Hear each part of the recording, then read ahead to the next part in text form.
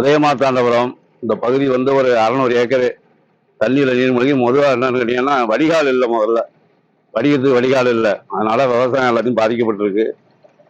அரசு உடனடியாக நடவடிக்கை எடுக்க விவசாயிகள் கோரிக்கை எடுக்கிறோம். திருப்பி என்னன்னா, நாங்கள் வாங்கின கடன்லாம் எப்படி கொடுக்குறோன்னு தெரியல. விவசாய கடன் வாங்கியிருக்கோம், அதெல்லாம் எப்படி கொடுக்குறோன்னு தெரியல. ரொம்ப வேதனை அடைஞ்சிட்டு இருக்கோம். உடனடியாக இந்த அரசு உடனே தீர்வு காணும்படி இந்த விவசாய சம்பந்தமாக கேட்டுக்கொள்கிறோம்.